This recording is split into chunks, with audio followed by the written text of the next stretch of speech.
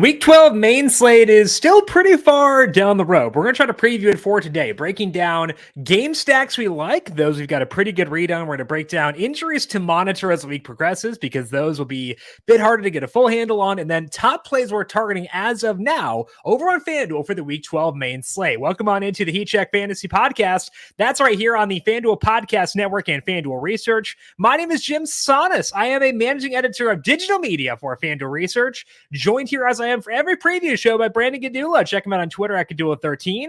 Find his work at FanDuel Research, where he is a senior managing editor. Brandon, Week 12 main slate. It's always interesting because it's got Thanksgiving in between there, and people may not pay as much attention. So I kind of like this slate personally, holistically. Might not like this specific slate. How you doing today? You like this slate holistically, but not this slate. I like the slate after Thanksgiving a lot in general, because people are kind of checked out, little turkey hungover, stuff like that. I like it from that perspective. I'm having a hard time loving a lot of plays on this slate as of now, as of Wednesday. When's the last main slate we had where we're like trying to narrow down the player pool as opposed to trying to widen it? Last week. I liked last week. And the week before that was pretty good too. What do you mean? Come on. I don't know. It doesn't sound familiar. I am picky. I want to be picky. Yeah, but I want to find guys whose roles I love. Those were actually good slates. Calm down. They were actually good slates. No, that's not how I remember they actually were. This one is tougher, but that's not always a bad thing, because again, everyone has the exact same player pool. So quit whining, quit crying, Brandon. And I do think that there are fun games to stack. And that to me is what I want for DFS. I want games where I can expect a decent number of points, back and forth to fair, where both sides are pushing for all four quarters. We've got at least 2 games that'll give us that this week. We're going to break down those games, break down key injuries to monitor throughout the week, and get you ready for Week 12 in DFS. But first, a reminder, if you want to find our Thanksgiving slate breakdown, that is already up on the FanDuel YouTube page and FanDuel TV Plus, along with the numberFire Daily Fantasy Podcast. We broke down all 3 games, outlined players we are targeting for all of those. Find that again in the numberFire Daily Fantasy Podcast feed, the FanDuel TV Plus app, and the FanDuel YouTube page. Will have betting thoughts on college football Week 13 and NFL Week 12 up later today with Dr. Ed Fang. Tom Vecchio is going to break down props he likes for Thanksgiving. That'll be up on the Covering the Spread podcast feed and FanDuel TV Plus. And I gave my initial thoughts on Week 12 betting overall on Covering the Spread yesterday. Again, available on the Covering the Spread podcast feed, FanDuel YouTube page, and FanDuel TV Plus. Thanksgiving,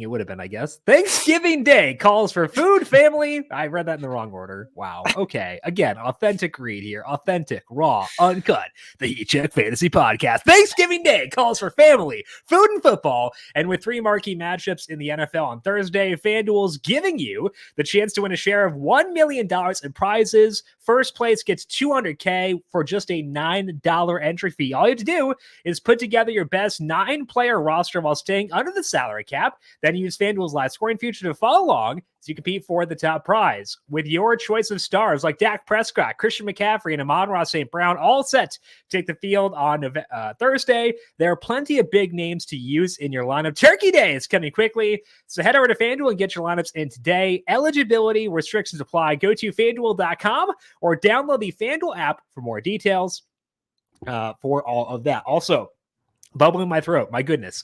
We do have a free play up for this week. As always, that's for the main slate, not for Thanksgiving. The main slate is the free play for this week. Go to FanDuel.com/research to get the link for that. Again, FanDuel.com/research. Find the article with the link in there. FanDuel.com/research right on the homepage. Let's begin things off, Brandon, by talking about the slate over here for the Week 12 main slate. And to me, it is keeping tabs on injuries throughout the week, because we're recording here on Wednesday and a lot of stuff will change between now and then. That's a flaw, but it's kind of what we got to work with. And a lot of people are going to miss stuff. And so I think that if you get late breaking news, be reactive to it because people will probably be less reactive than they typically are, which gives you an edge. So that's why I like this slate. Personally, it makes it tougher to do our jobs as far as like recording stuff, but it makes it better from a DFS perspective. So to me, that's the big thing is keeping close tabs on news as things develop. What about for you?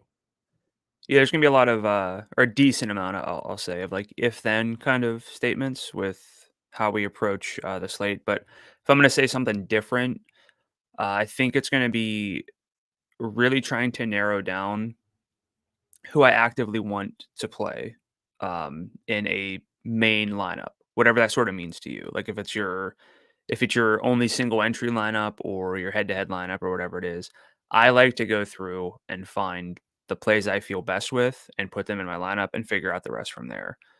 Uh, I guess we just remember it differently, but I feel like it's been hard to kind of um, really, plug in specific plays. I think it's hard this week. I think there are really only like 4 quarterbacks I'm considering, and I don't think either of them or like any of them are particularly like perfect or flawless.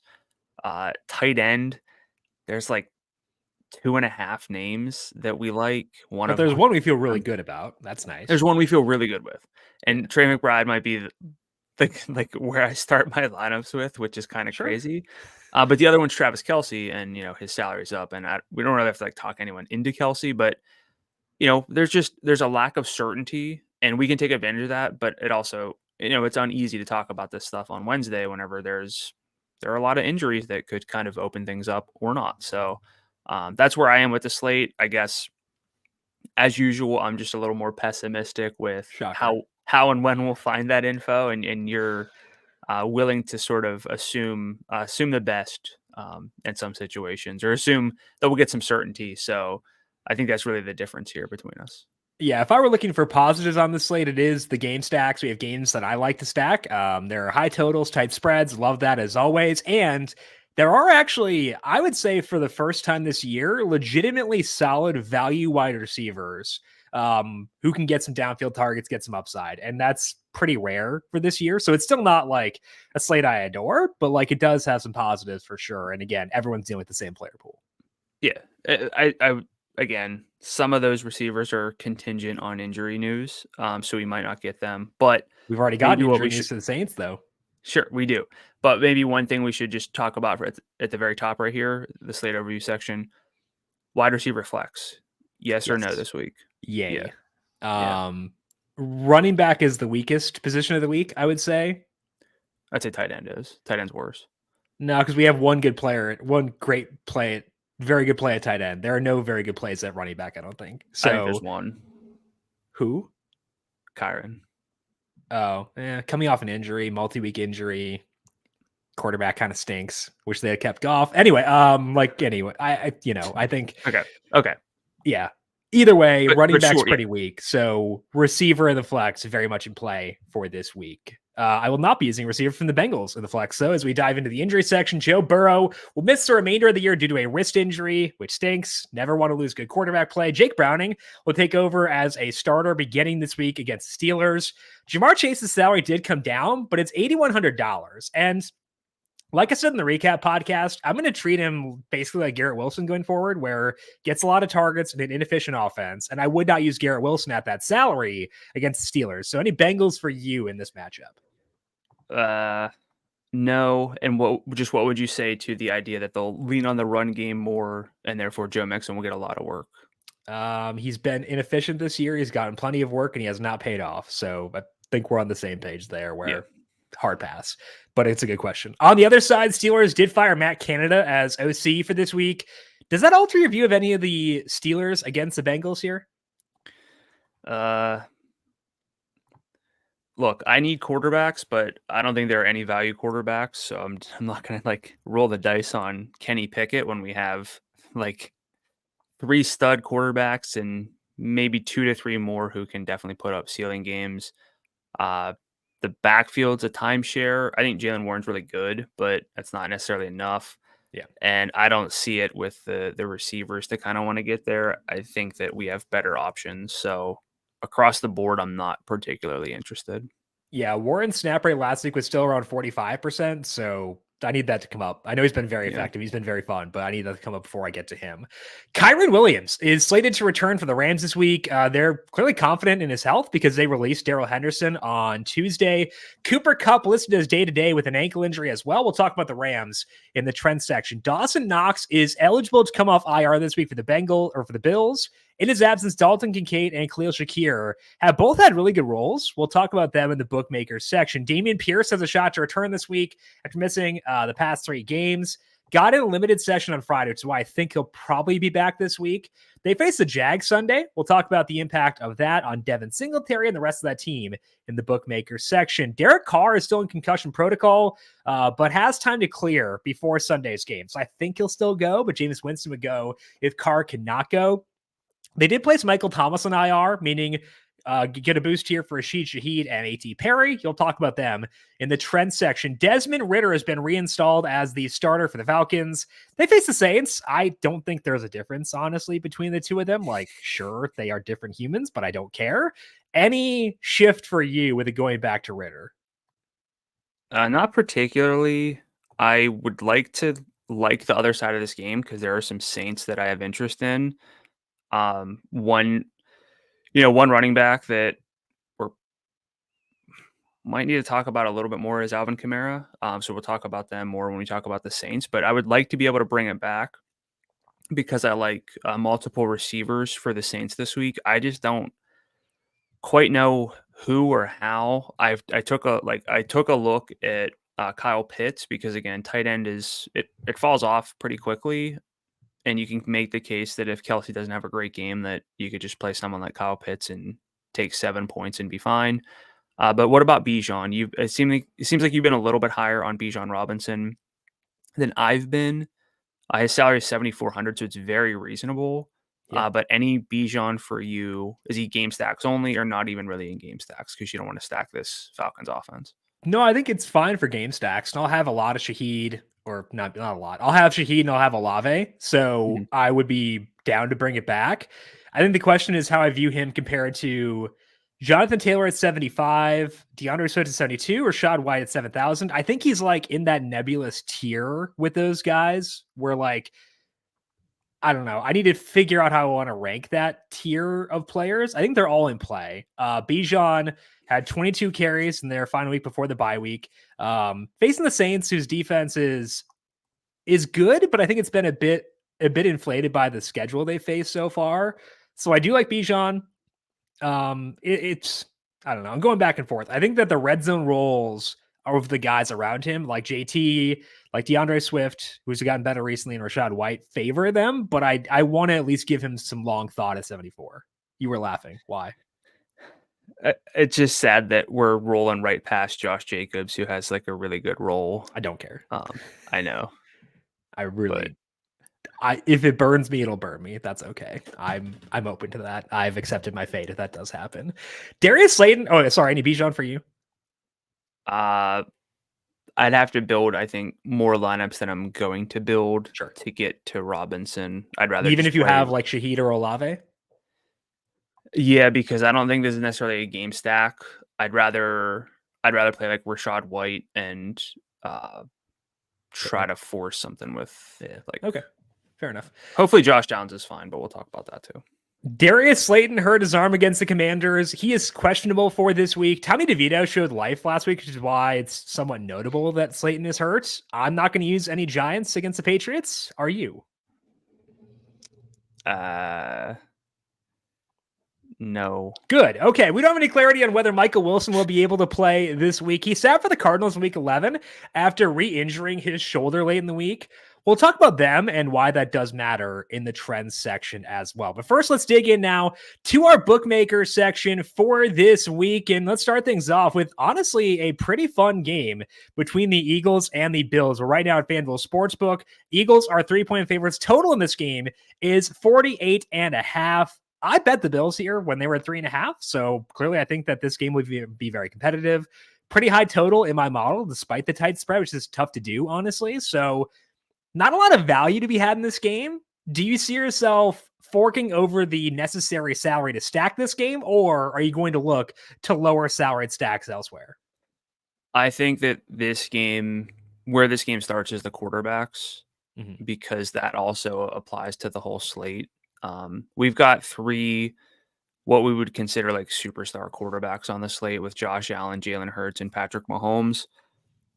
Obviously, two of them are going head to head, and usually that means like an auto stack situation. I think that there are paths to this game. Again, I would not be surprised if this game scores a lot of points, but I do the thing where I envision what the score looks like at sort of the like halftime or end of the first quarter. I could see this one also kind of being a little bit closer to the vest, so that teams don't kind of have turnovers, especially one side of the ball. Um, so I think that this game's really appealing. Jalen Hurts for me is my favorite quarterback of the week. So that kind of tells you where I'm looking for the whole slate. I want to get to Jalen Hurts because I think that he has, just the rushing workload, the easy path to rushing touchdowns is something that's really hard to account for Mhm. when modeling something out or projecting it. Um, but he's also got two stack candidates for sure.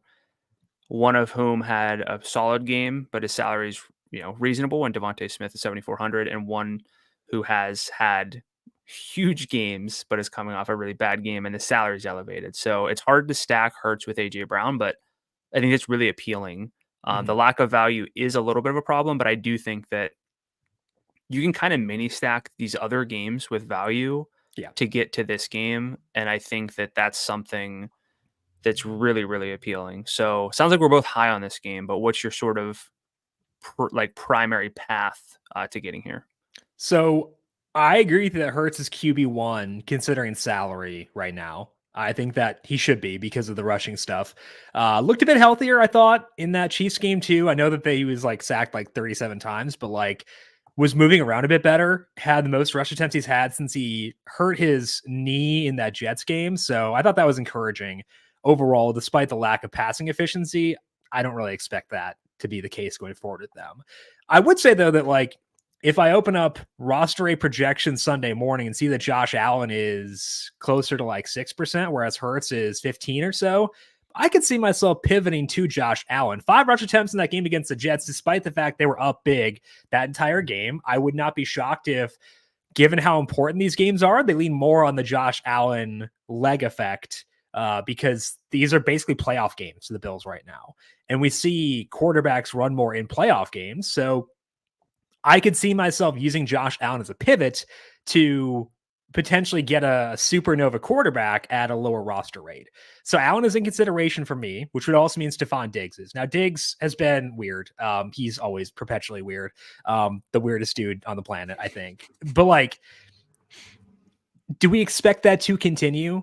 In 4 games without Knox, Diggs has a 26% target share, 24% deep, 29% in the red zone. I don't think Knox will be back this week. I haven't really Oh, you heard a don't? lot from him. I don't know. I haven't heard a lot from him. Have you seen other reports? No, I just again, I'm the pessimism for him I to mean, come he's back eligible to and come back, but I haven't seen a right. lot. And like Diggs would be the one guy who it wouldn't matter. It would matter more for Kincaid and Shakir. Correct. Yeah. Um, yeah, I think that it'd be okay if for Diggs. And I don't think we'll see a lot of people go here, given we've got AJ Brown in this exact game.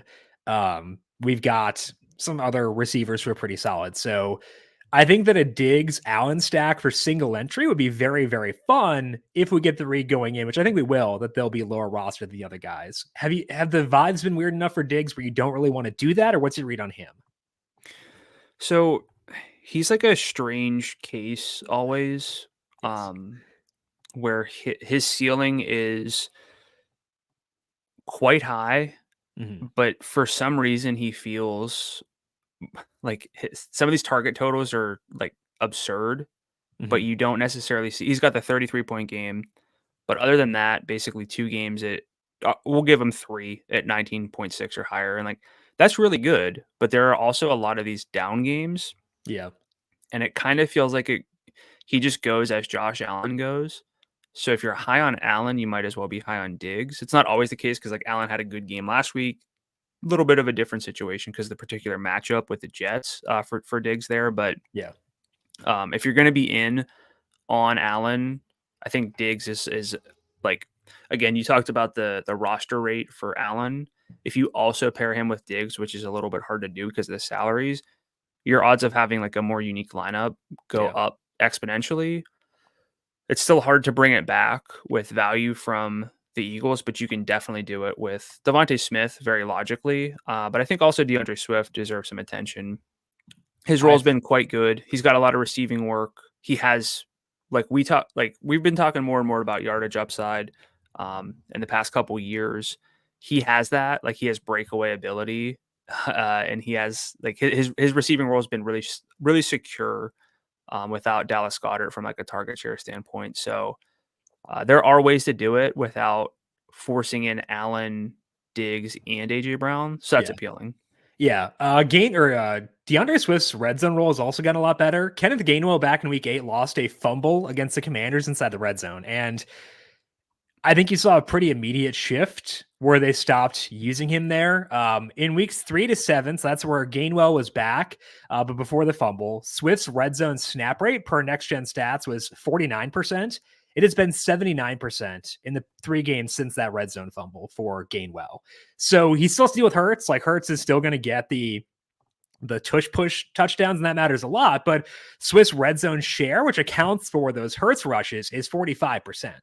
So I think that Swift is a very viable bring back option without breaking the bank. And you mentioned Devontae Smith. I think he's also a great play this week at $7,400. He's had usage bumps in a major way whenever Dallas Goedert has missed time since the start of last year. 8 targets for 99 yards this past week. I think it's a great spot to go back to AJ Brown if you can get there, but also I don't mind if I'm going Allen Diggs, taking the savings, going with Devontae Smith. Is it worth it to jam in some lineups where you go with Allen, Diggs, Brown? Yes. Can you realistically do it? I hope so, man. It depends on how value breaks throughout the week, but I'd like to at least try to get it because it should be pretty unique. Let's talk about Dalton Kincaid here. Because like if Dawson Knox is still out, we love Kincaid. I'm not even going to ask you that question. Let's assume that Knox is back though. Would that scare you off of Kincaid where you'd whittle down your tight end list to be just Trey McBride and Travis Kelce? That's it. I mean, it's tough to go into the week with 2 tight ends, one of whom you have to make sure you build around to get to, with Kelce at 83. But I do worry the Bills, and this applies to Stephon Diggs, even though his target share is always a team high, and he's the one guy you can quote unquote trust. This team can and does and will always just spread the ball around, depending. Now Kincaid's been really really good without Knox, but with Knox early on in the season, like Kincaid was held back. We're always trying to look for, was Kincaid kind of overtaking Knox in the first place? Wasn't really the case, and that's a little bit telling. So I do have some fear, but of course, if I'm stacking this game, he's an easy way to get access to it, and therefore I'm going to be higher on him, especially because tight end's really really bad otherwise. Yeah. I won't go quite so far as to call him game stacks only, but I do have a really, really hard time envisioning scenarios where I play Dalton Kincaid on purpose over Trey McBride, unless I literally only have 6,000 and I don't have an extra $100 to get to McBride. So he's really dependent, I think, on the game stacks. But if Knox is out, where does Kincaid stack up for you on the full tight end slate? Is he just at the bottom of tier 1? Or is he as good as McBride for you? I think they're identical, honestly. Is that weird? Okay. Like, this game's a better game to stack. And like, Right. Kincaid's target share without Knox is 25%, Mm. which is really good. McBride with Kyler is at 27%. So like, Kincaid's past 3 market shares in game 32.3, 24, and 24.1%. So like it's been consistent. Like sometimes you'll see a sort of up and down kind of, but he's been consistent there. So you like to see that. Yeah. So I would put him on par with those guys. Do you agree? Yeah, he'd be at that bottom. He'd be at the bottom of the tier. I'd probably just lean McBride because it's a little safer. Because this team could just throw the ball to other players, just Yeah. because that's what they do. But Cardinals don't really have that luxury. No, that's very true. But like, even if Knox does play, I will still use Kincaid in Josh Allen lineups, double stacked with Diggs, because that's again just going full on this year, where tie your tight ends to your quarterbacks or the opposing quarterback, and that would fit with that. Any final thoughts for you on this game? James Cook. Nope. Okay. I don't like the red zone rule still. The snap rate's pretty bad. Yeah, I mean, his salary's good, his yardage upside is good, but like it's gonna be like old school Devin Singletary, where like the yardage may be good, but like will he score to like juice that up? I probably don't think so. So what? Same for you or no? I know what you mean. I'm a little bit higher on it, but not to the point. He's game stack dependent, so he's not someone I'm going out of my way to play. Okay, let's talk about the other really fun game for this week. That is the Jaguars at the Texans battle for the AFC South. Love it. Right now, total is 48.5. That has gone up as the week has gone along. It is now a 1.5 point spread in favor of Jacksonville. Highest total on the slate. Very tight spread. This is an old school heat check game stack kind of setup here. The Jags offense found some life last week with Zay Jones being back out there. Texans continue to produce efficiently. I know a lot of picks last week, but as CJ Stroud said, Steph Curry don't stop shooting. So what's your view of this game relative to the slate? Yeah, it's that Deion Waiters mentality. Rather be 0 for 30 than 0 for 10, because that means you lost confidence if you're 0 for 10. I think those are the numbers, but yeah. Yeah. I I also like that this is like 0 a for 10 was the lower one for Deion Waiters. He's a gem. I can't remember what the number was. I think but you're right. It was the around point that, yeah. stands. Yeah. This is like a 1.75 QB game for me. I still have question marks around Trevor Lawrence and his upside. I know the fantasy points were there last week, but he ran for 2 scores and wasn't necessarily because of like a concentrated rushing effort. It was still just 5 carries and 17 yards. I want to like Lawrence more. I know you always like Lawrence a bit more than I do, and so he's more than a half QB consideration, but he's not quite full, like a full consideration for me. And again, a lot of the week, if I don't have conviction in a lot of plays, then it comes down to game stacks, and therefore I have to look at quarterbacks very, very closely. And I would love to get Lawrence in the player pool. Right now, I think it's kind of 4 quarterbacks that I feel good with. The 2 we just mentioned with Josh Allen and Jalen Hurts, CJ Stroud, and Patrick Mahomes as sort of it's kind of weird to call him a differentiation play, but we'll talk about him throughout the show a little bit.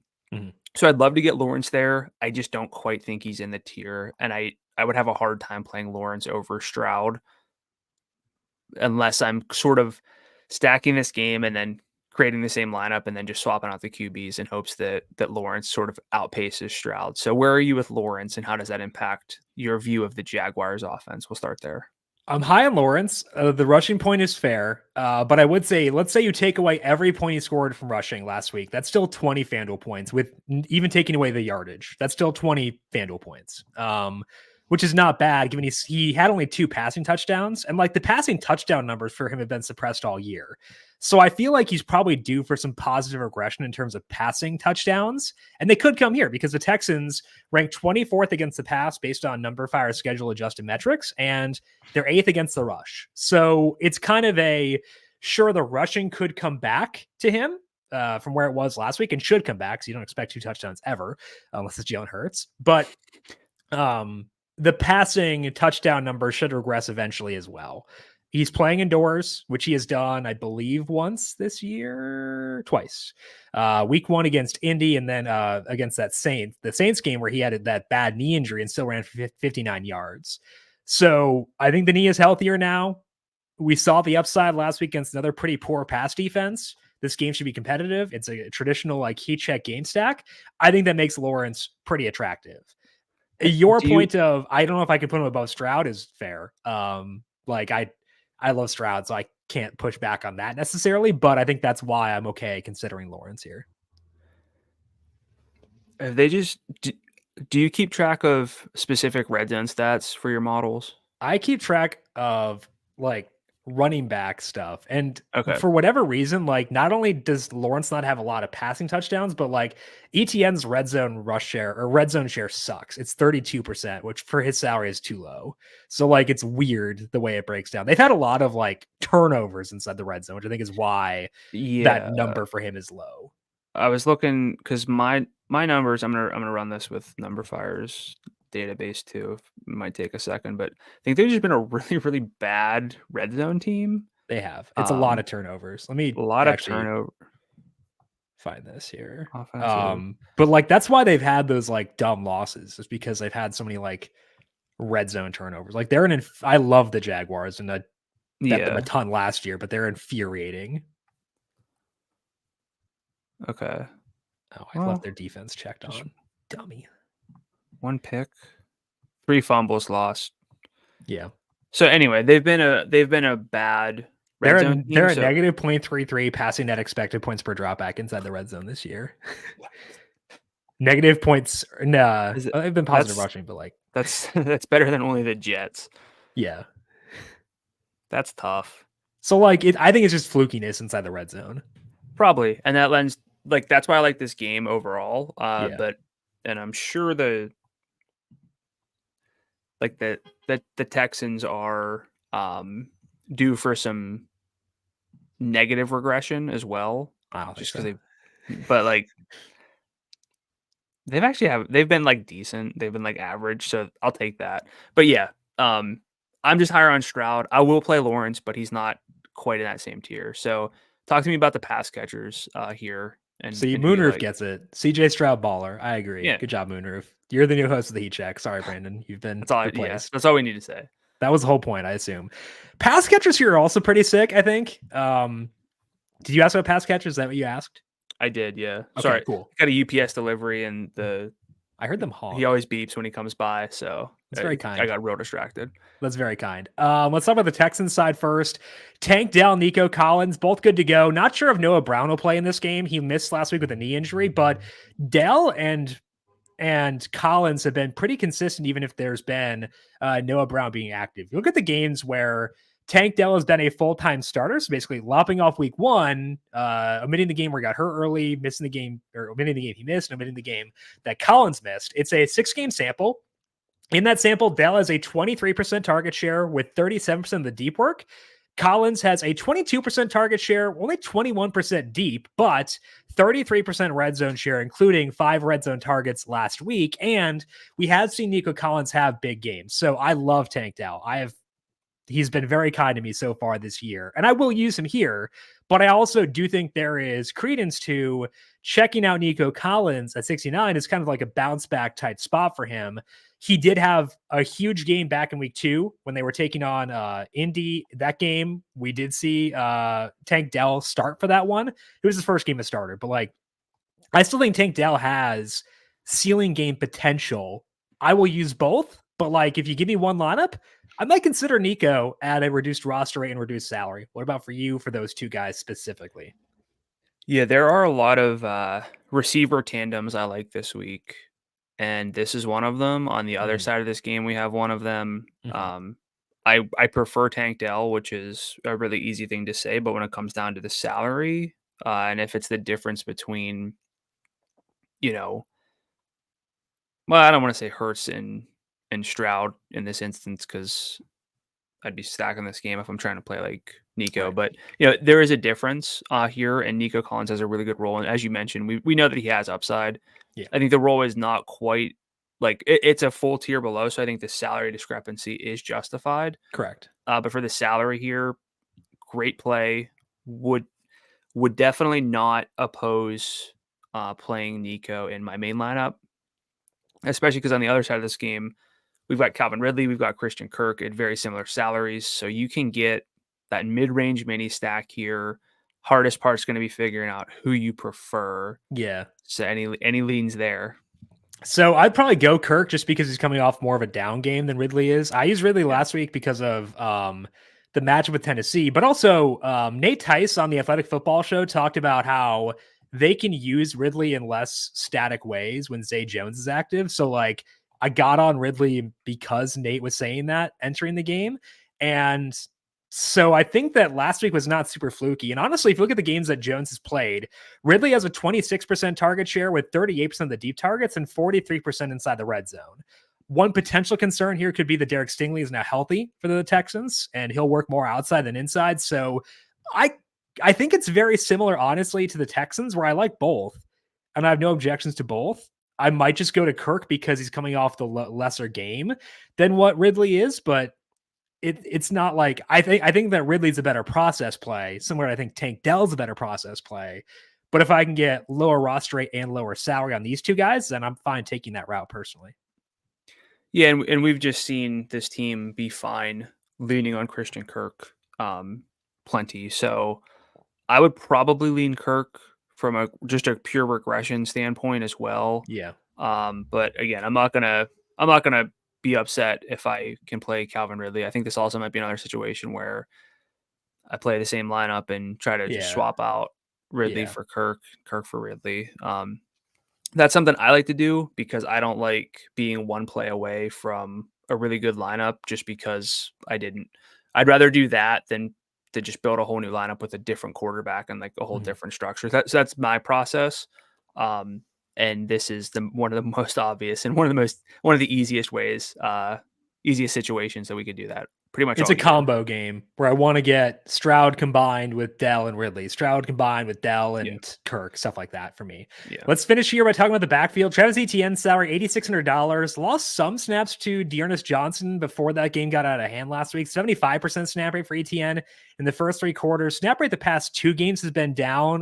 Both were kind of blowouts though. So I still like Etienne, but I don't care. Like, I don't feel the need to prioritize him at 86, I guess is what I would say. If there's no Damian Pierce, Devin Singletary would be a great play at 73. I think Pierce will be back. And I do think Singletary has played well enough where he's probably taken away from Pierce once he does return.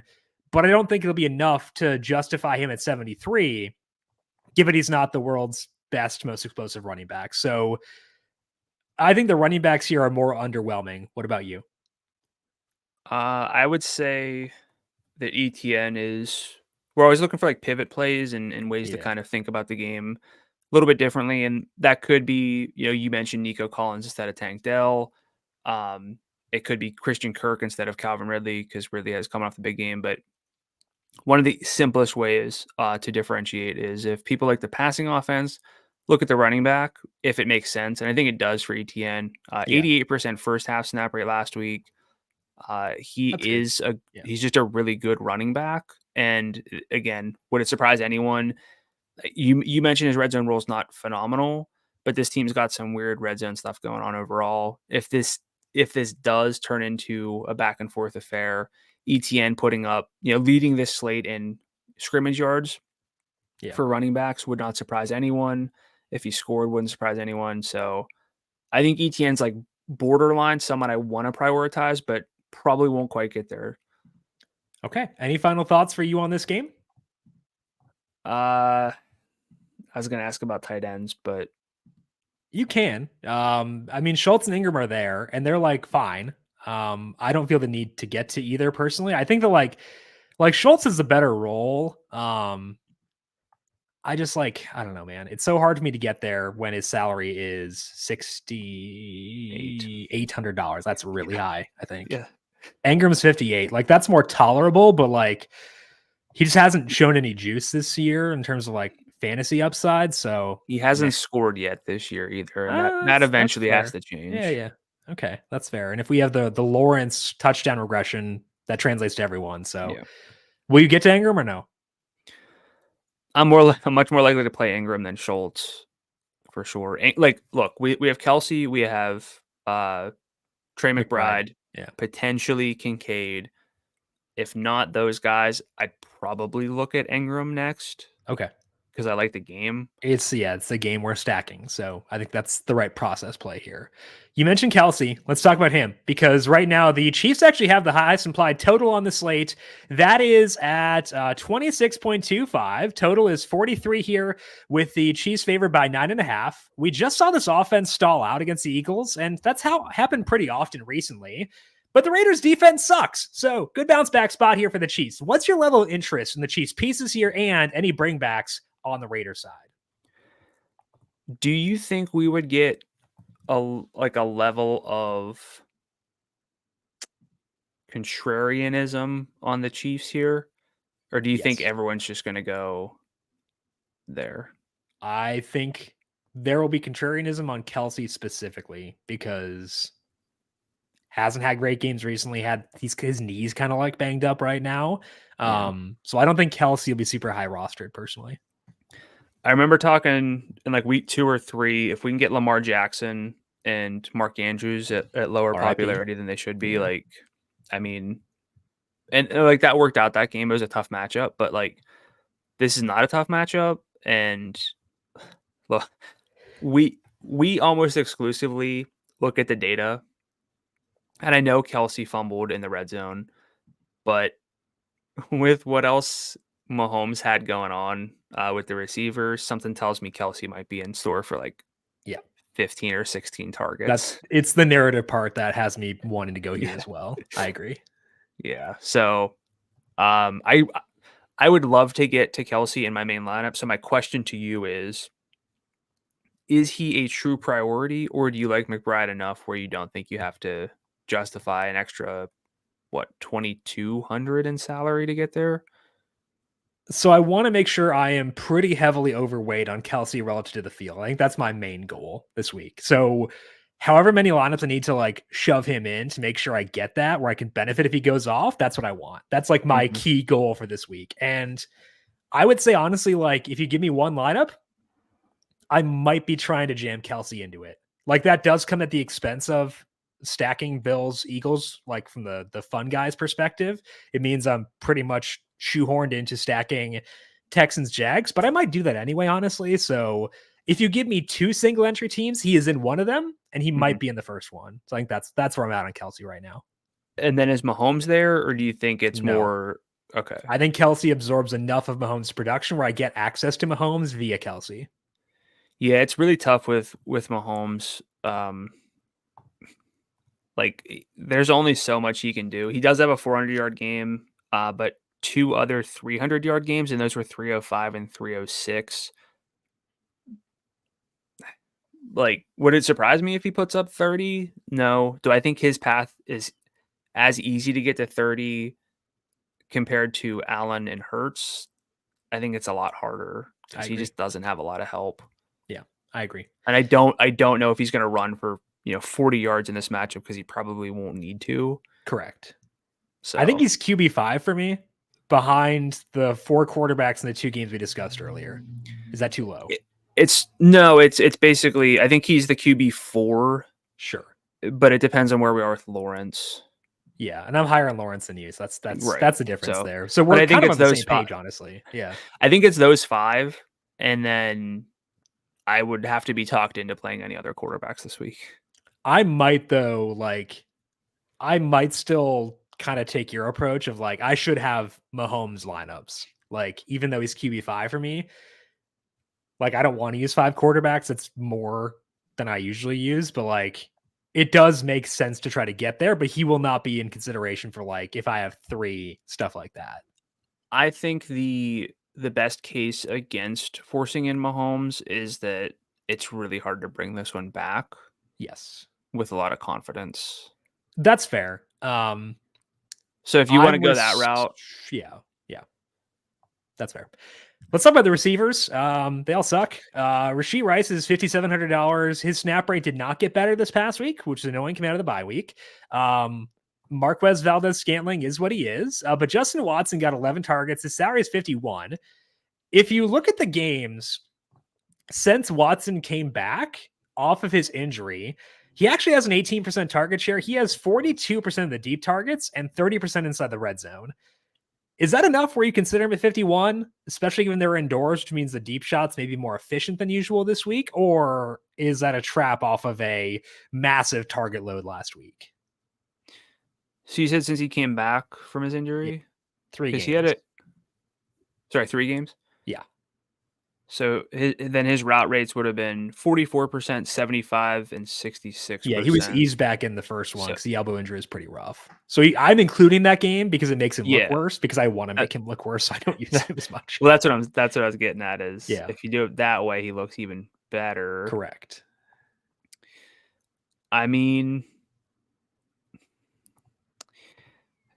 well, he's averaging 115 air yards per game over the past 2.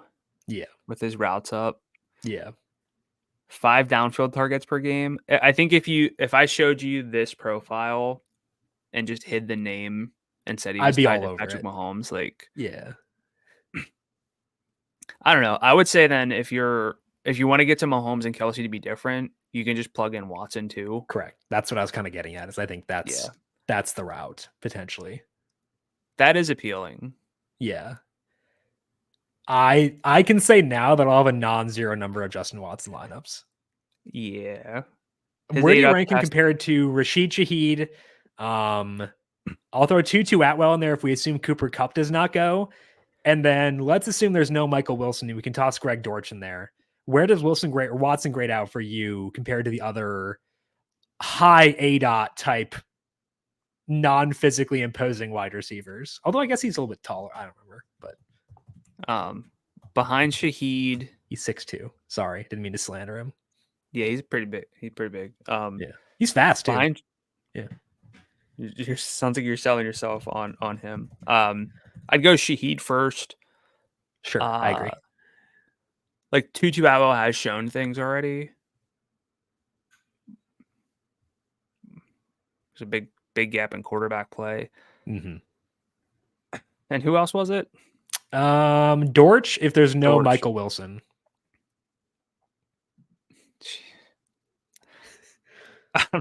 I think the appeal of stacking Watson with Mahomes is enough for me to like put him over Dortch. I think he's second behind Shaheed right now for me.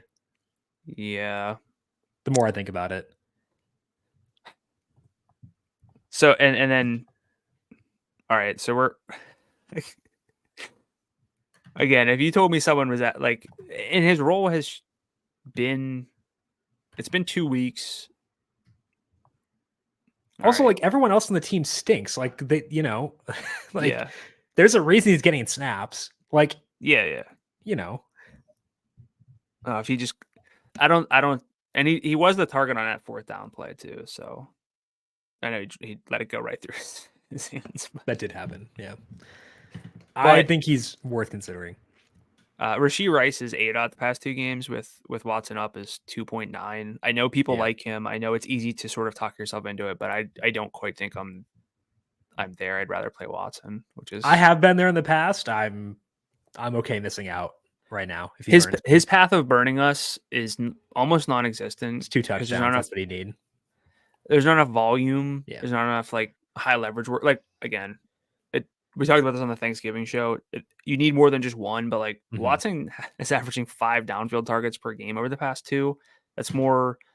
I mean, Rice has 7 targets the past 2 games total. Yeah, I agree. It's Watson as the top receiver here. Okay, I'm sorry. Isaiah Pacheco, yes or no? I'm sorry. It's fine. I don't think he's he's not someone who can burn us really. I feel like can he? I think he can. Snap rates up. Define burn us, I guess, as well. I mean, on this slate, when running back is pretty bad and his salary is pretty low, it doesn't take a ton. He's fine. So, I mean, okay, if we like Mahomes, love Kelsey, we're considering Justin Watson and Isaiah Pacheco. Are you fine liking all of those Chiefs without any semblance of the other? It's the exact same thing as last week. And that worked out. Like Devontae was good, but like he's also not low salaried. And this week he's competing with Devontae Smith in that range, competing with Michael Pittman in that range. And I just like those guys, those offenses more. So I'm good. No bring backs for me. Anything else for you in this game? No, I mean, we covered more Chiefs than ever before. So Yeah. All right. Well, let's go into our trend section then and talk about other things impacting this slate. You're going to start things off by talking about the Saints. No Michael Thomas confirmed for this week, which could open up some targets for other guys in this offense. What does that do for you when looking at the Saints offense? yeah, our trends are about some teams that, or at least mine, about some teams that don't typically get a lot of attention from me, but Saints without Michael Thomas can be pretty interesting.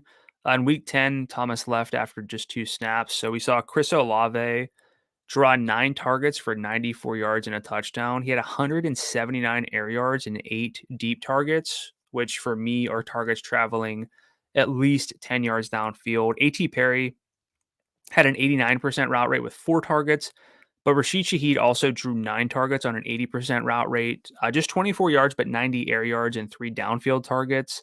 Alvin Kamara, 7 targets as well, in addition to 9 carries.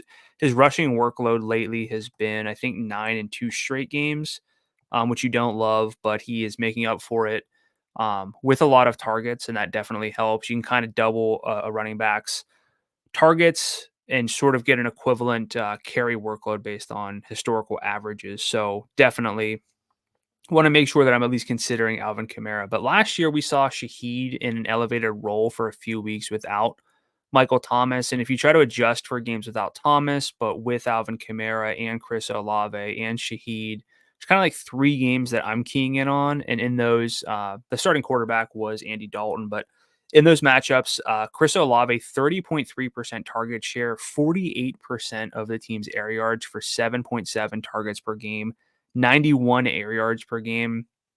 Shaheed was an 18.4% target share, 24% of the air yards.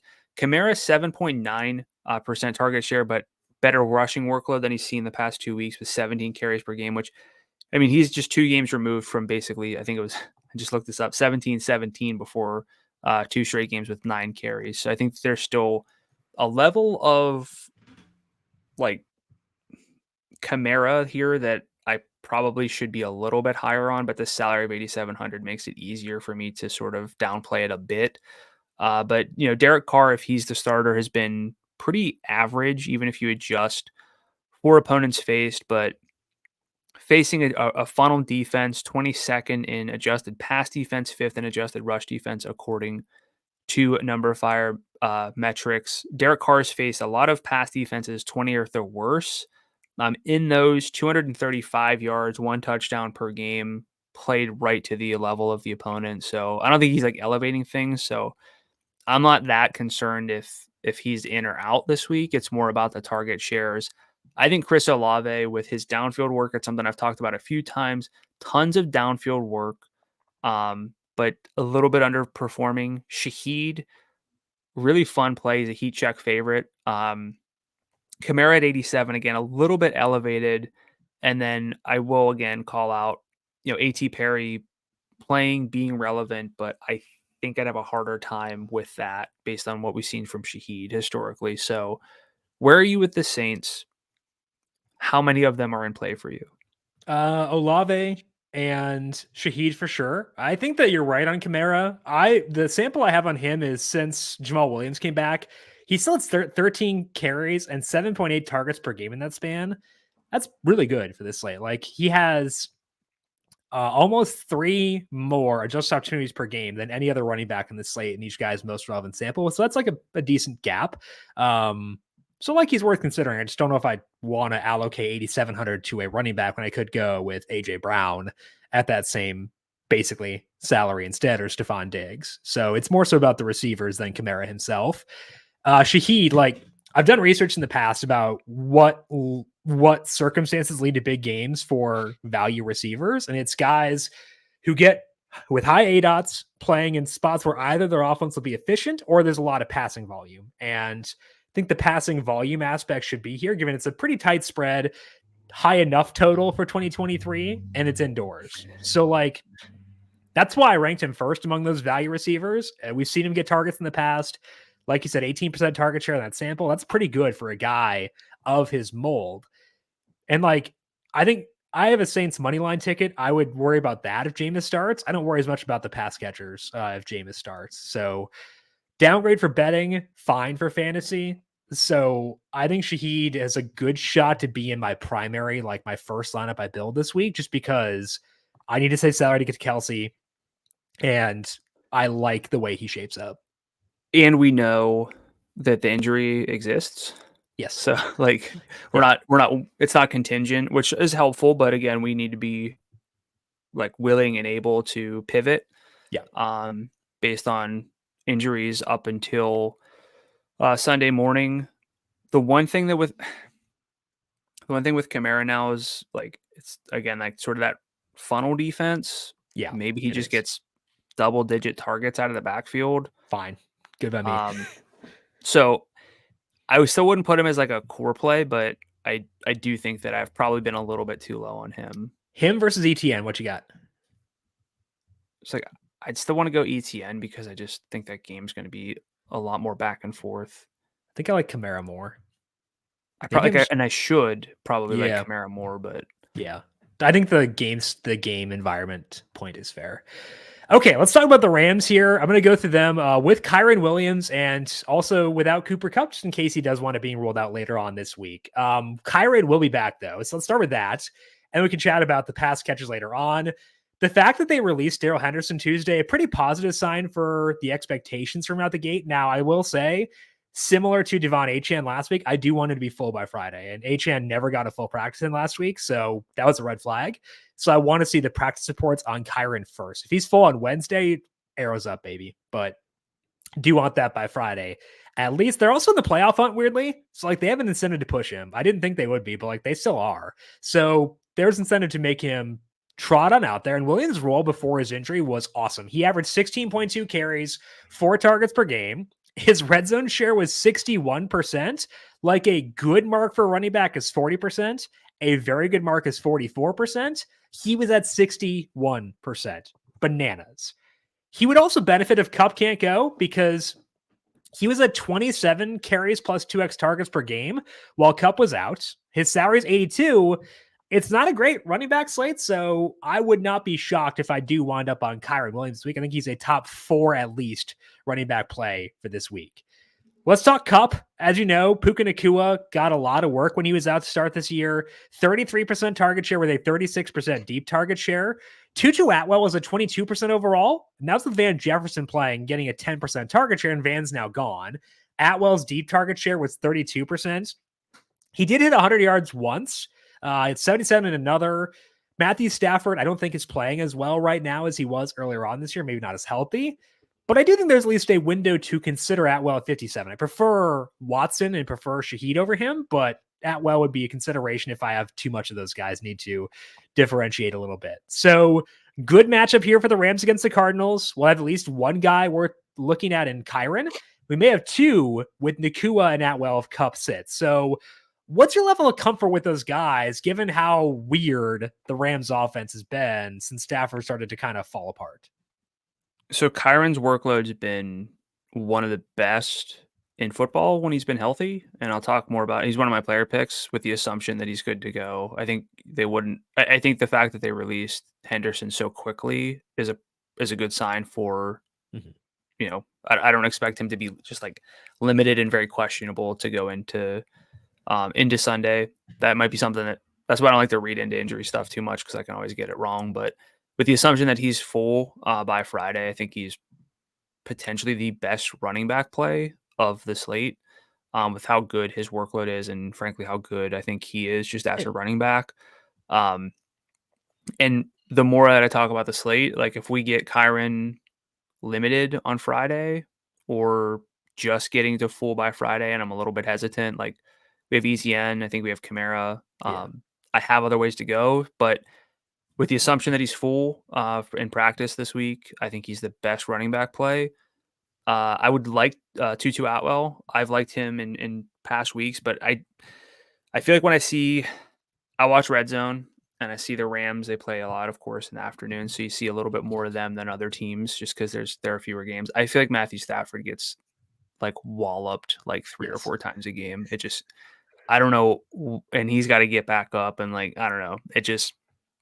It's tough. So I don't want to get real close to Carson Wentz snaps in 2023. Like it's rough. I don't want to get ahead of myself and get like too high on this offense, especially like the pass catchers or anything. But um, I wouldn't be like you could probably talk me into Nakua without Cup at 82, but I'd have a hard time like really getting there unless I'm trying to really get like cute in a sense and play like a Murray McBride Puka stack to be different. Yeah, Especially if like Kyron Williams becomes the optimizer love of the week. You could just sort of pivot at the same salary. That's more of a game theory play. yeah, Give me Tutu Atwell instead in most instances yeah. against the Cardinals, but that's more again that's still contingent on Cup being out. I agree. And I think we're on the same page there. We'll talk about the Cardinals side in my trend later on. But first, let's talk about a high chaos team. The Indianapolis Colts, they play in a lot of weird games because they operate at a pretty fast pace. And seems like Jonathan Taylor is pretty much fully back now. So you're going to break down what the Colts have been doing recently and what it means for week 12 against the Buccaneers. Yeah, it could be an up-tempo game indoors. So that's an interesting sort of place to start. So if we look at the Colts with Minshew under center as a starter and Jonathan Taylor, you just kind of need. I've seen optimizers like Minshew. I see it from like a pure value standpoint, like dollar per, but like that's not how I pick my quarterbacks. And we have enough upside QBs that I'm not quite there.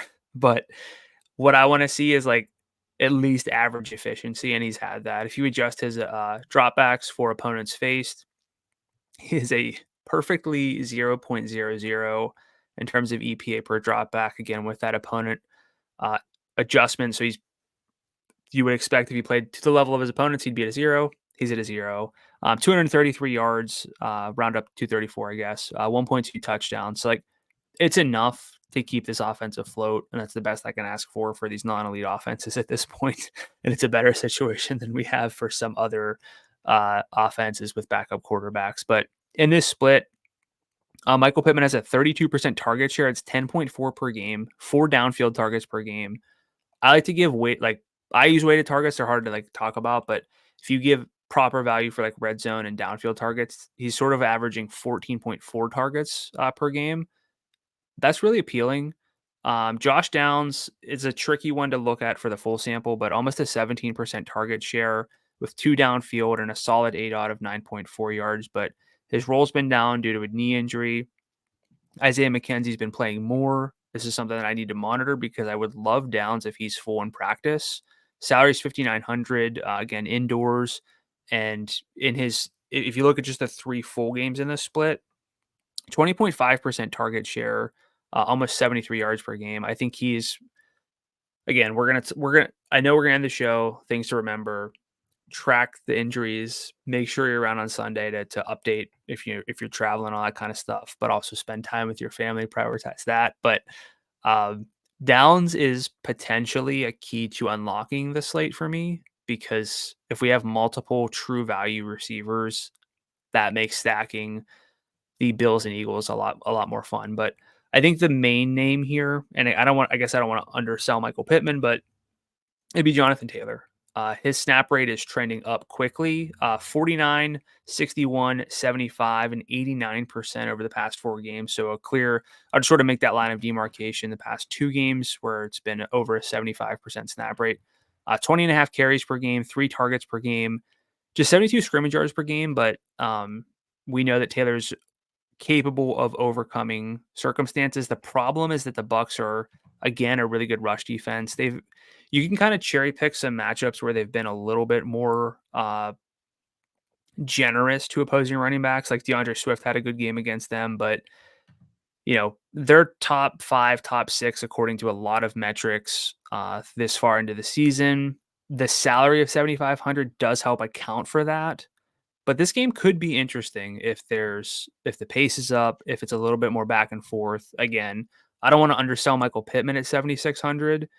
So I think there's like 2.5 very viable plays depending on if we get downs in this game on this side of the ball. So any thoughts for you on the Colts? And we got to talk about a team that always feels like we should be able to bring it back more easily, but it's hit or miss, and then any bringbacks for you.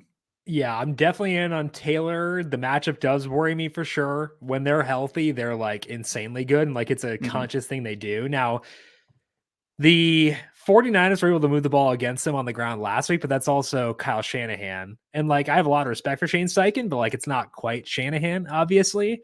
But just like from a role perspective, Taylor's salary should be a lot higher than 75. So I don't want to overweight the matchup. I want to make sure I get there. Will he be in my primary lineup? I probably would lean towards the other guys in that range over him. But like, I want to at least consider him for sure in that spot. Michael Pittman's a great play. Just it's a good range. That's the only like knock Yeah. against him is that it's a very good range. It's the most Michael Pittman thing to be Correct. in a great spot when we actually have other options. When historically Correct. for us, he's either over salaried or like we kind of play him out of like begrudgingly. I want to play Yeah. him this week, but we have other options. If I have the salary to do it, I'd love a Rashad White, Michael Pittman stack, mini stack. Rashad White, well, he's one of my player picks this week. They've had a lot of really tough rushing matchups. Like they're a bad rushing team. Like it's not just matchup related, but like I think it's a great spot for him. So like a Rashad White, Michael Pittman mini game stack is very attractive. So I want to make sure I get Pittman in there. There actually is like a FOMO factor for him, which has not been there very often in the past. So I actually do think that both Taylor and Pittman are worth getting to, and I want to like consciously make sure I get them, even though I know my main processes are going to revolve around stacking the other games. Yeah, I think we're on the same page. I like Rashad White a lot this week.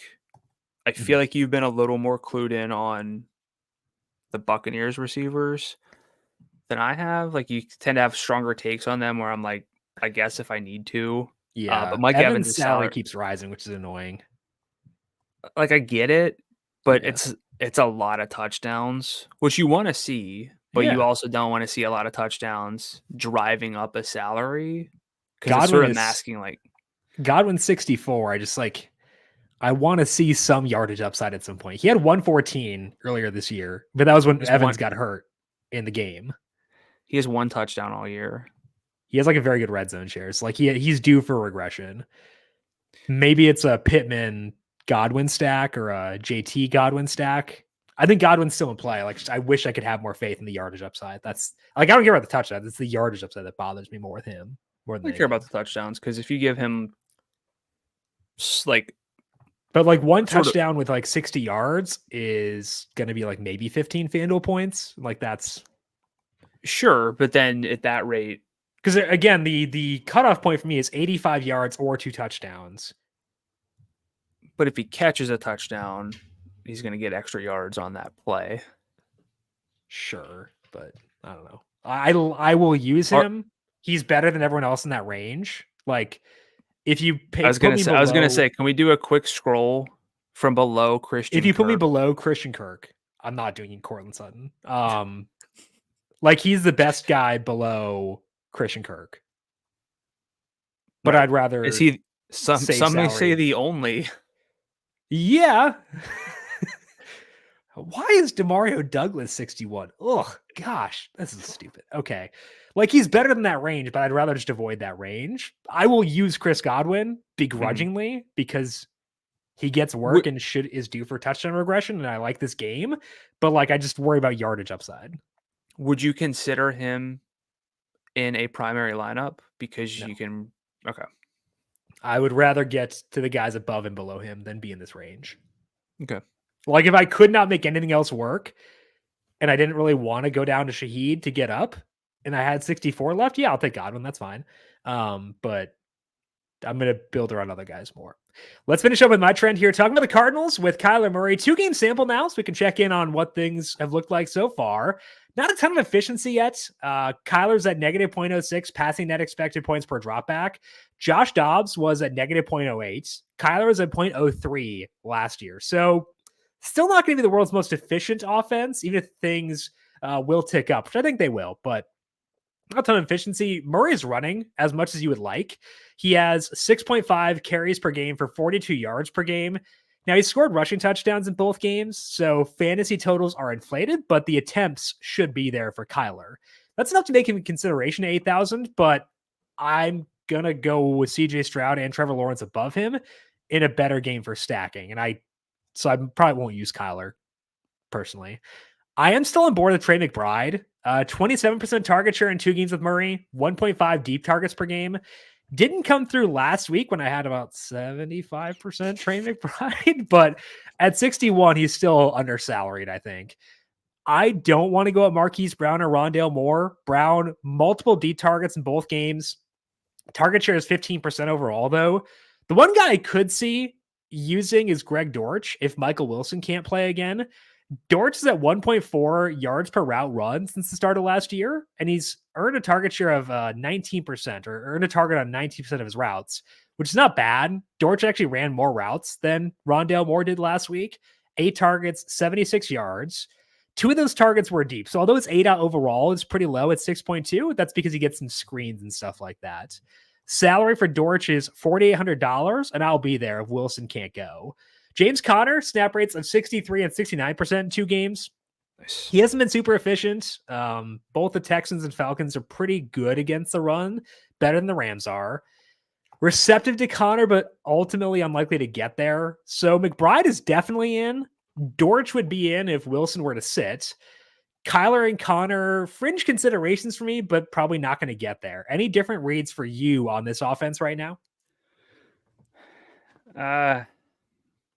I want to get to Kyler, but I don't think I will. Like you said, I think they're just better plays. Mm-hmm. Again, like if you want a vibe check from me on Kyler, I have a dynasty league with him, Brock Purdy, and CJ Stroud. I'm not playing him this week. I'm playing Stroud and Purdy over him personally, and they both have lower salaries on FanDuel. Okay, that's sense. where I'm at for Kyler. Yeah, but. I mean it makes sense. The easiest case though for Kyler is probably a lot of people will feel that way, Sure. And if you can get Kyler at low popularity with some stacking candidates, I don't hate it. Where are you with like Dortch compared to the other value receivers? I think that's the real question because we both love McBride.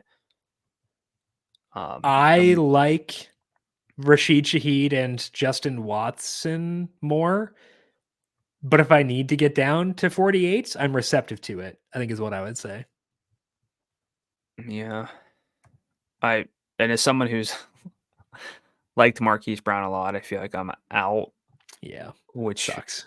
Is a little scary, but it's a bummer. But I think it's the right move, personally. Okay. So weather for this week, we're going to skip because it's Wednesday, so no point. Let's dig in now to the positional plays on FanDuel for the Week 12 main slate. Starting off at quarterback, Brandon, who are you targeting on FanDuel for this week? I'm going with Jalen Hurts. I want to get to him in my main lineup. If I can't, I have other options, but I think he's the best play. But for me, it really centers on the fact that we have Jalen Hurts, we have Josh Allen, we have Patrick Mahomes. These guys can put up big games. I run numbers on how likely players are to lead in fantasy points. These guys understandably have a pretty big share of that. And that's something that's easy to overlook because we have other lower salaried quarterbacks, but something that you really have to factor in. And hopefully we get enough value at receiver to get here. But either way, I'm really trying to make sure I get enough Jalen Hurts into my lineups. 22 carries over his past 2 games. Per game average of 10 carries and 34.5 yards for the season. Averaging almost a rushing touchdown per game, which is sick, but also very explainable. The Bills do limit downfield passing. I have them first in passing ADOT allowed, but they're also below average in passing success rate and completion percentage over expectation allowed. He's a favorite, multiple stacking candidates. I don't want to overthink this one, and I want to get to Hurts if I can. If not, I'm probably bumping down to CJ Stroud for my main quarterback in this matchup against the Jaguars. He's got upside despite not being a running quarterback. No more than 4 carries or 20 rushing yards in any game this season, but has had some rushing scores 2 over the past 4 games. I don't want to bank on that, but you'll take it. But again, it's not the reason that you're playing CJ Stroud. beat the Jaguars earlier, so this does mean this is a second time around divisional matchup. It's a sort of a borderline top 10 defense, sort of like 8th to 13th in various metrics. So not a pushover matchup, but not a tough matchup either. And Stroud's just playing really good football. Yeah. 0.18 EPA per dropback over expectation. That is the same as Dak, who's having a great year, and 4th overall in the season, just for some context. So, like, he can overcome a somewhat above average pass D. His deep ball numbers are also insane. I love Yeah. CJ Stroud. He's just the best of all time. My first love is also Jalen Hurts for the reasons we discussed. The tush push is just like such a cheat code for fantasy. He has averaged nearly 1 rushing touchdown per game this year, and it doesn't seem that fluky if you watch like the way their games play out. He ran 12 times on Monday, the most he has run since he seemed to hurt his knee against the Jets. The Bills' defense is not terrible, but they're also not what they once were. So I'm in on Hurts once again. That's not a hot take, but among the high salary guys, Hurts going to be my number 1 quarterback. Among the lower salary quarterbacks, I'm going to go with Trevor Lawrence, number 1. I do like Stroud, similar to you, but Lawrence is a better matchup here. Facing the Texans, they rank 24th against the pass based on numberFire schedule adjusted metrics, but they're 8th against the rush. So they do encourage teams to throw the ball against them. And the Jags, I think, showed last week against the Texans or the Titans, where if they are in that situation, they will do so and do so pretty efficiently. 32 pass attempts for Lawrence there, despite the fact that they didn't play for basically the entire 4th quarter in that game. He has non-prohibitive salaries on his stack candidates and Christian Kirk and Calvin Ridley. This game is also indoors. So yes, it is a repeat divisional matchup. And yes, that does matter. But I think they're more efficient when Zay Jones is out there. I know where I want to stack Lawrence. His salary's not that high. He's playing indoors. Checks a lot of key boxes for me at quarterbacks. If I'm spending down relative to the stud quarterbacks, Trevor Lawrence would be my preferred route for this week. Moving now to running back. What you checking at there? Bet me. Stroud versus Lawrence. Okay, sure. I'll do that. I love Stroud. Right. So like it breaks my heart to bet against him, but honestly, you're doing it. It's not an anti-Stroud take from me. It is a pro Lawrence take, but I like both. So I'll take the bet because it's fun. I think it's a good bet.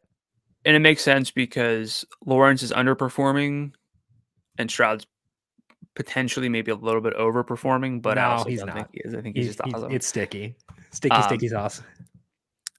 So if I had to sit here on Wednesday morning or Wednesday afternoon and say that I love any particular running back, it's really hard to do. Like we got to play 2 of them. We're open to the receiver and the flex, but if I had to pick one, it's going to be Kyren Williams with the assumption that he's, back and healthy. His workload's really good. He leads the main slate running back group in snap rate among his active games at 83%. His workload's really good, 15 carries and 4 targets per game, 86 scrimmage yards, but his red zone role is basically unmatched. If you look at just the active games for the main slate, running backs, 59.2% red zone opportunity share, according to my numbers. No other running backs above 47% or 47.3%. I guess I should clarify. And only 3 others are above 40%. It is a plus rushing matchup for him. And the release of Darrell Henderson so quick lets me be more optimistic here, which is, rare for me. But other than that, I think my second love, I'm going to bump down to Rachaad White. I think I'm probably more likely to play him than any other back just because the salary is good and the role is really good. I mentioned the 40% red zone opportunity share cutoff for main slate running backs. White's just below that at 39%, but he's 3rd in snap rate among main slate running backs at 78%.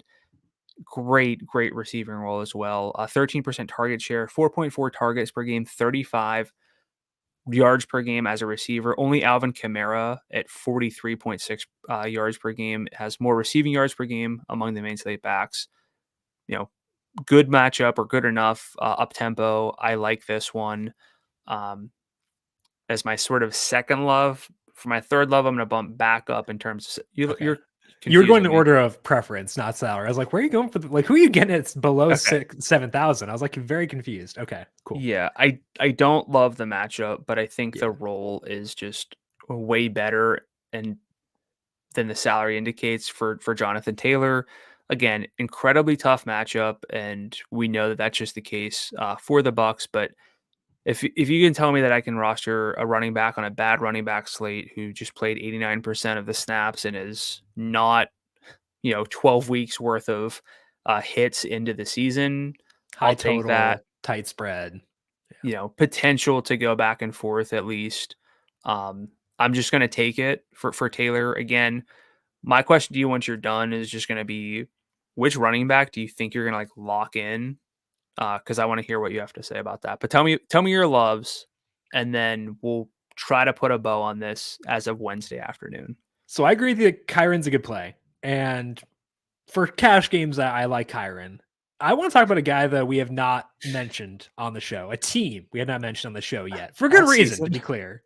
For good reason. What? Like, we haven't mentioned him or his team all season. Pretty much. And I'm making an exception this week. It's the King. The King is back. Derrick Henry, I think, is in a pretty fun spot this week, only for tournaments. Please do not touch Derrick Henry in cash. No. But for tournaments, I think he's in play because they're facing the Panthers, who rank dead last against the rush this year. They have faced the league high rush rate on early downs for the season. This is the first time Derrick Henry has faced a rush defense outside the top 20 based on numberFire's metrics since week 5, but he still managed to hit 100 yards in scrimmage in 3 of 5 games since then. He had a 63% snap rate last week. That was his third highest mark of the season. If he becomes popular, fine, I'll pivot because like his floor is non-existent. But as we always note, ignore the floor. We're talking ceiling, upside. Henry has that still, I think. So for $7,800 for tournaments only, again, for tournaments only, I'm into it. And he plays Sunday, which is after Thursday. It's November. Which is after Thanksgiving. Oh, you're right. Oh my goodness. So maybe for cash games too. Wow. We're not quite to December yet, but we're close. I thought it was just post Thanksgiving was the Derrick Henry. It depends on what suits the narrative. So please think about what you said and realize your sins here. But for tournaments, I'm going to use him just because I think that I'm hoping people won't. If people get to him, then I can't do that at a high roster rate. But if it's a low roster rate, give me some Henry. Second love is also Rachaad White. The Colts playing these weird high chaos, wacky games. White hasn't had great yardage this year, but he can have it. He had 14.1 carries, 4.4 targets per game, and the role has not slid for him despite being ineffective. Like they don't care. Like it's in part because they've had some really tough matchups. This will be just the second time all year the Buccaneers have faced a team in the bottom half of the league against the rush based on numberFire's metrics. They've only had 1+ matchup the entire year. This is the best matchup they've had the entire year. And Rachaad White has had games where he's been pretty solid for DFS. So I'm going to be there. I agree with you where he's a number 2 play. My third love, please. Earmuffs for you, I guess, Brandon. Earmuffs. Take out your earbuds. It's fine. It's fine on this slate, but I feel like you would try to sell me on this on a better running back slate too. I have. It's Isaiah Pacheco. I don't want to allocate a lot of salary to running backs this week, so I might as well spend down for a guy facing the league's 28th ranked rush defense as a 9.5 point favorite. The passing offense is not working for the Chiefs, so they could shift to a more ground heavy approach. And Pacheco's had 100 yards just twice so far, or once this year. That was 158 yards, though. He's hit 90 twice since then. So it's imperfect, but his salary is 66. Offense is still pretty efficient. Bad defense on the opposing side. Probably won't see anybody here on Pacheco this week. So whatever. Don't judge me. Go home. Receiver. What? I've said plenty of things in the moment on the show, and I know what you meant, but if the Chiefs move away from the passing game to feed Isaiah Pacheco, I'm not saying away from him. I'm saying a bit more towards. I know exactly what you meant, but yeah, that's absurd to think about. Calm down. Go home. Go home. I am calm. Who asked you your opinion? Nobody. I mean, we gave you a microphone, so I guess. They got a 56% early down pass rate. Maybe it's 56.2. Maybe it's 55.2%. Then that's one more carry for Pacheco per game. I'll take it. Okay. I'm just gonna sit here and be sad. I like both AJ Brown and Devontae Smith, but you're talking Smith a little more in detail, so I have no issues going with AJ Brown because without a lot of like running backs to like try to prioritize, we can flex receiver. We have like flexibility. I kind of backed myself into that corner. Um, and yeah, like the Bills have a good A dot allowed, but AJ Brown's coming off of a 4 target, 1 catch game in which he ran every route.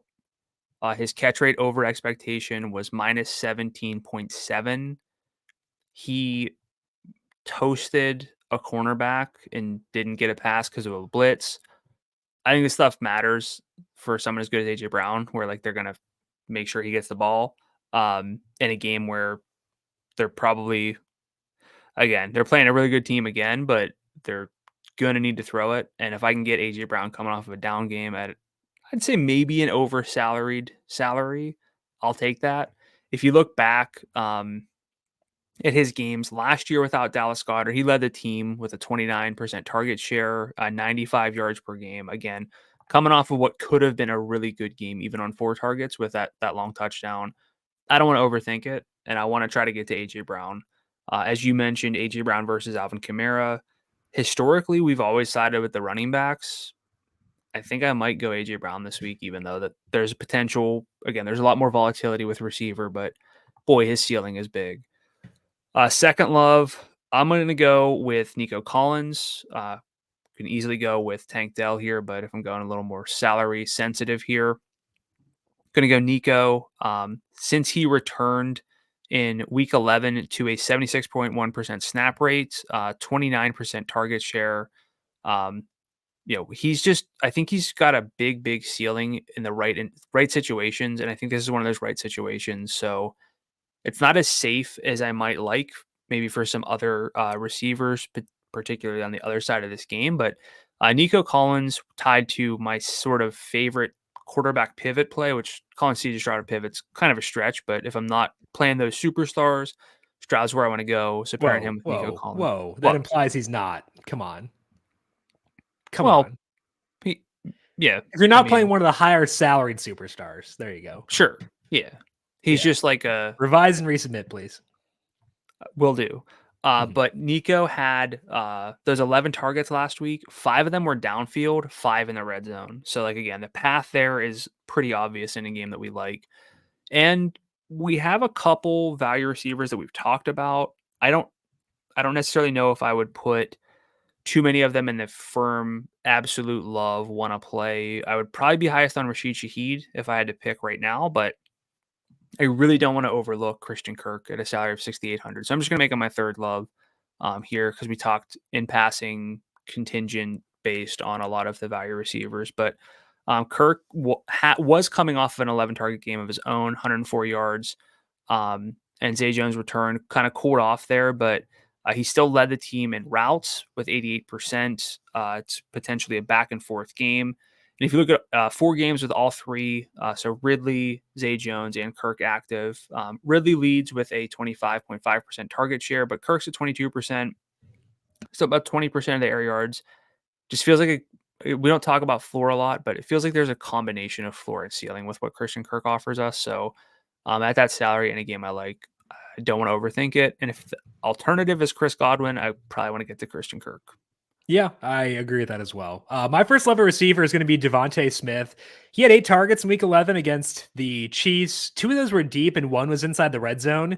And that wasn't a huge surprise because we saw his role spike last year when Dallas Goedert was out. So Dallas Goedert is out again. We see Devontae Smith pop up again. That shouldn't be a huge surprise given the talent he has when he can get those targets. $7,400, very reasonable salary to get access to either the best or second best game on the slate. So I'll take it happily. My second one was also Nico Collins. I think that both he and Christian Kirk are in good spots after their teammates went off last week, where you can go to both those guys as pivots, lower salaries, very good games. Like you said, Nico got a lot of red zone work last week, 33% red zone share in the games he has played with Tank Dell. Only one of his spike games came with Tank playing, or like starting, I should say, but did get 11 targets last week. As you said, they were pretty good targets too. So I think Nico Collins, a very, very good play for week number 12. My third level will be Rashid Shaheed because he's not going to get a role change in terms of snaps this week. I think A.T. Perry will play snaps. There's some other receiver who was getting snaps last week. That was kind of weird.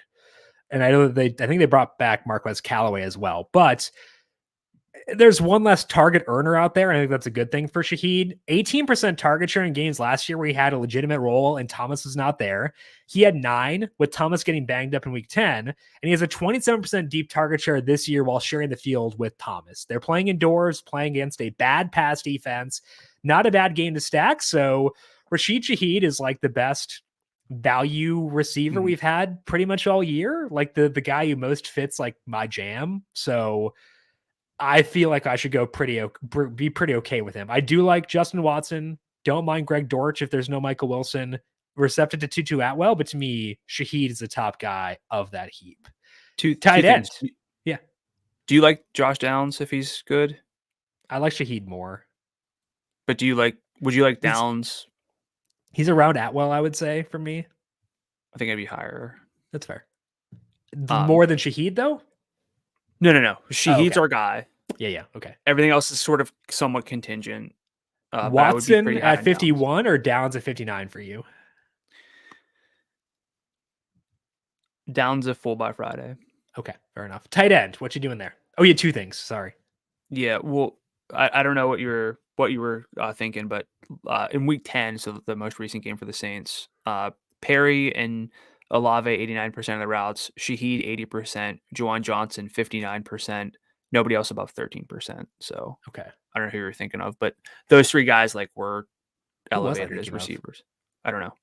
Anyway, okay, tight end, what you got there? Travis Kelce. It's really difficult. Oh, I know. I was tilting because he wasn't running a lot of routes, and that was because they were going run heavy. Never mind. I figured it out. Okay. We're good. Proceed. Okay. Travis Kelce, like, I think the narrative's there where he just could get force fed. But even before that, like, I know it's been a while since he's erupted a main slate and just caused problems, but he's had 9, 8, 9, 11, 9, 13, 9, 4, and 9 targets. Like, that's crazy to begin with. And I will be astonished if he doesn't get 10 targets this week. Like, that's not how we play this. Like, it's not how we look at things, but I would be really, really surprised. He's got 23 yards more per game than any other main slate tight end.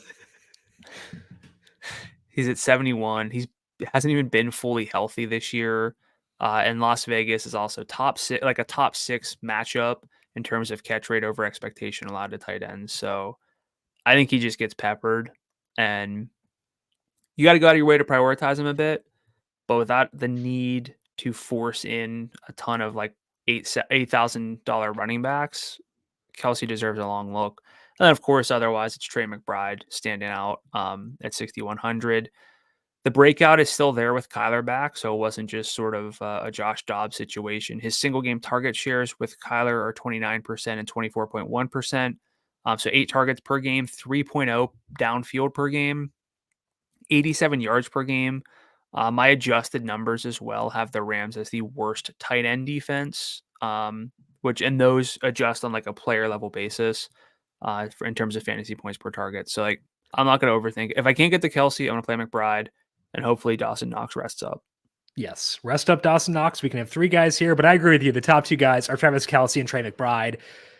I think like if you compare Kelce at 83 compared to the other receivers in that range, Kelce's going to grade out above Jamar Chase, above Mike Evans for me at least, above honestly maybe Stephon Diggs even. Like if you can compare a tight end favorably to those guys, I think you got to use him. 179 yards a couple weeks ago, like that's insane. 8 targets in all but 1 game this year, as you mentioned. They're in a very good bounce back spot. He's playing indoors. They clearly cannot trust the wide receivers. So like it's Kelce. I think I would need 1 or 2 lineups to get to him this week. That's how much I like him. Other lineup will have Trey McBride, I think, at $6,100. He's had 90 plus yards in 2 out of 4 games with no Zach Ertz, 27% target share with Kyler Murray. So I think we got to keep going to this guy. If Kincaid is without Dawson Knox, then sure, he's in that consideration set. But without that, it's really just those two guys for me. Defense. Oh, okay. So you talk junk to me about trashing Jameis Winston, and here you are having the Falcons as your love at defense. Admit your betrayal. You're arguing with me for the sake of argument. Admit it. Admit it. You're trolling me about. You've never done that to me before. I do it every day, but you never admit to it. I admit to it at least. I know, that's what makes it funny. Oh man. So if the Falcons play Jameis Winston, they're a really, really good defense play. His EPA and success rate numbers are putrid. It's the only word I can really use.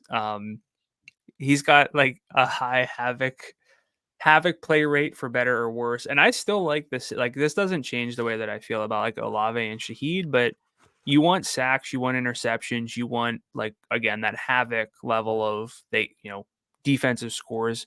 And Atlanta, they've got some level of goodness in their like defensive metrics. Top 10 in success rate, completion rate over expectation, and yards per target allowed on downfield passes. They're a good rush defense. Could force some extra dropbacks. Even if it's Carr, I think the Falcons make sense because defense is a little tricky unless you're saving like 4,300 or more, which we don't typically do. We try to find someone under 4,000. How dare you? This is betrayal. Like, come on. Like, all I said was our dumbest argument is you yelling at me for not liking or not thinking Winston is as good as Derek Carr. That's not what I said. This is one of the situations where Jim remembers it. I'm going to dig up the Slack receipts. I'm going to dig him up. Because he also like reads something wrong and then sticks to it. When all I said was like, "Oh, cool!" Like Jameis will throw. What are you talking about? Like Jameis will throw it downfield and like give Chris Olave downfield targets. That's all I care about. Like, he sucks. Like, that's not what I said. But then you start arguing with me, and then at that rate, if you get like my point wrong, I'll just stick with it. Okay, fair enough. I've got the Rams as the defense. I like the Cardinals. I like McBride. I like Kyler enough. I like Dortch, but like, they're $3,600. They are slight home favorites in a game that should feature decent play volume. So don't mind the Rams there. I also would use the Texans at 33. Like, there's a low salary for a team that I bet the money line on. So I'm receptive to them too. The Falcons at 38, pretty interesting if Jameis plays because he stinks. And we can at least agree on that now. So that's where I'm at here. Any final thoughts for you, Brandon, before we close up shop for today? As always for this week's show, stay tuned to the news, or at least make sure you're checking in on Sunday morning. Mm-hmm. Spend some time with your family. Mm-hmm. Hopefully everyone orders pizza or makes pizza for Thanksgiving and enjoy. You're not doing that. You're making quesadillas. Like, quesadillas are good too, but like you know. Also, I want to try the sweet potato quesadillas. I think that sounds good, so I might check that out. Maybe not this week, but like I do want to try it. But like Brandon said, ignore the slate for a while. Come back Sunday morning. Refresh yourself on injury news. Be receptive to changing opinions based on that injury news. And again, I think be more reactive to news this week because people will underreact to a lot of stuff because there's less analysis out there. So it's a good week for us as people who pay attention. So hopefully you can take advantage of that within your lineups. That's all we have here for today. As a reminder, if you want to find the Thanksgiving 3 game podcast, that is up on the numberFire Daily Fantasy Podcast feed, the FanDuel YouTube page, and FanDuel TV Plus as well. Brandon, if people have questions for you on Twitter, where can they find you there? I'm on Twitter at Gdula13, GDULA13.